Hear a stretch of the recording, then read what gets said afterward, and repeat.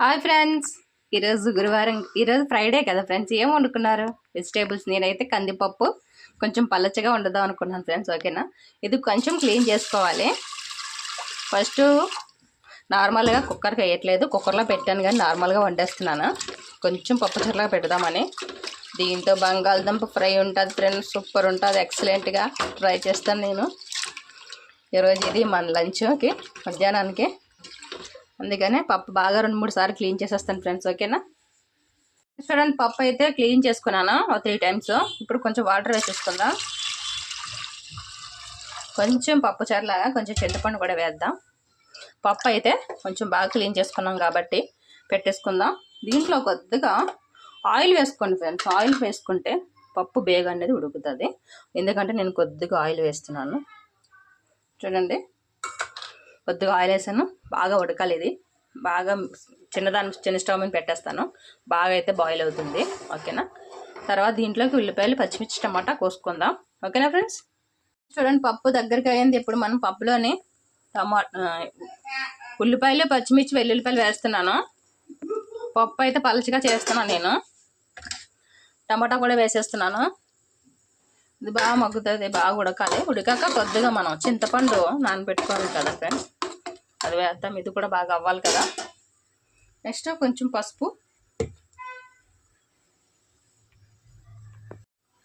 Friends. ఇప్పుడు పసుపు వేసేస్తున్నాను. చిన్నది కొద్దిగా కారం వేసుకుందాం. కొద్దిగా వేస్తున్నాను. ఇది పప్పు పలచగా చేస్తున్నాను, దాంతో బంగాళదుంప ఫ్రై చేస్తాను కదా, బాగుంటుంది. వాటర్ అయితే సరిపోతుంది. బాగా ఉడికిపోతే ఇదంతా బాగా మెత్తగా కలిపేసి పప్పు గుత్తుతో మెదిపేసి మనం చింతపండు పులుపు వేసుకుందాం. చూడండి ఫ్రెండ్స్, ఇది చింతపండు నానబెట్టుకున్నాను పప్పులు వేసాకని. సరేనా, చూడండి ఫ్రెండ్స్, పప్పు అయితే దగ్గరికి అయిపోయింది. ఇప్పుడు దీంట్లో చింతపండు పిసికేసుకుందాం. చింతపండు వాటర్ ఇది నేను తీసి పక్కన పెట్టుకున్నాను పిండుకొని. కొంచెం పలసగా చేస్తున్నానండి పప్పు అయితే. మరి గట్టిగా కాదు, మరి పలచగా కాదు, నార్మల్గా. చూడండి, కొంచెం ఫ్రై, మనం బంగాళదుంప ఫ్రై చేసుకుందాం అనుకుంటున్నాం కదా, దాంతో మనకి నంచుకునేలాగా పర్ఫెక్ట్గా ఉంటుంది ఎట్లాగుంటే. ఓకేనా ఫ్రెండ్స్. మనం ఉప్పు వేసుకోలేదు కదా, ఉప్పు వేసేసుకుందాం. ఉప్పు వేసుకున్నాక కొంచెం బాగా మరుగుతుంది. ఉప్పు చూసుకొని వేసుకోండి. సరేనా, చూడండి ఎంత బాగా మరగాలి. మనం చింతపండు పులుసు వేసాం కదా, చారు కాదు అండ్ సాంబారు కాదు అన్నట్టు పెట్టండి.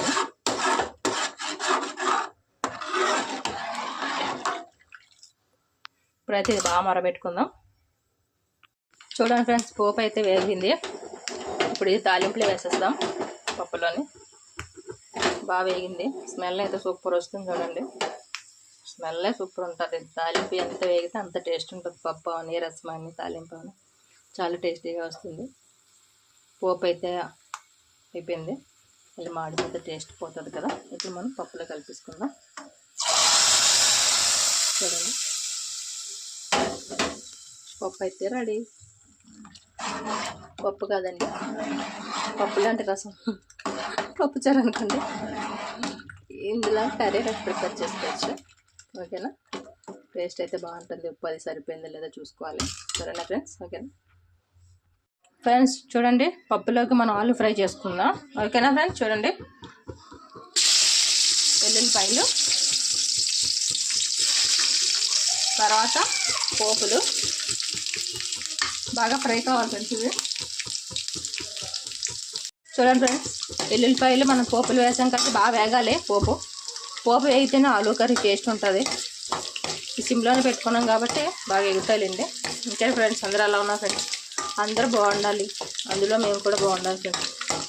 యూట్యూబ్ ఫ్యామిలీ అందరికీ మనస్ఫూర్తిగా కృతజ్ఞతలు మీ అందరికీ.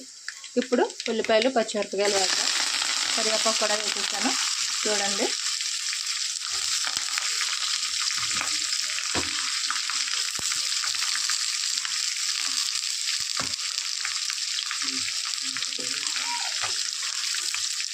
ఇది బాగా వేగాలి ఫ్రెండ్స్. ఉల్లిపాయలు వేసాం కదా,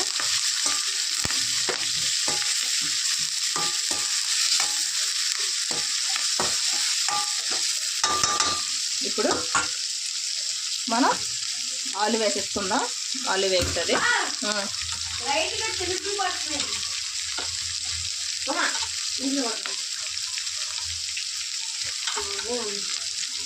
ఇప్పుడు బంగాళదుంపలు వేసేద్దాం ఫ్రెండ్స్. కోసి పెట్టుకున్నాను నేను, క్లీన్ చేసేసి.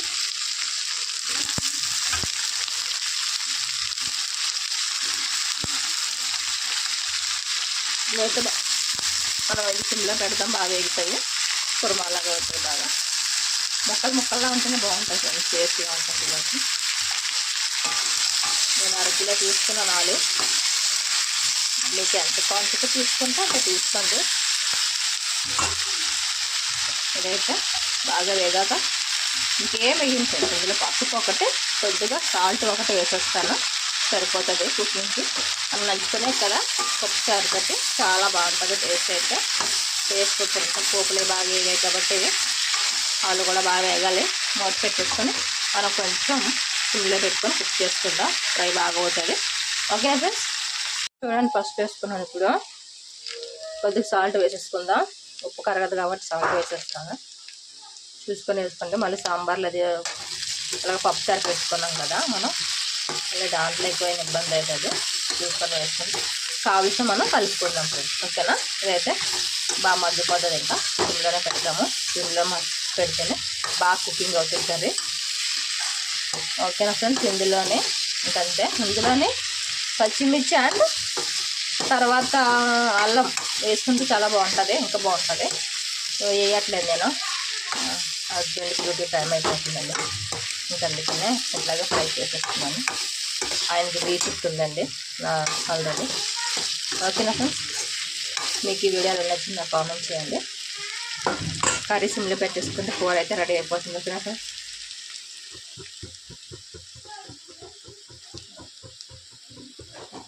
Bye friends.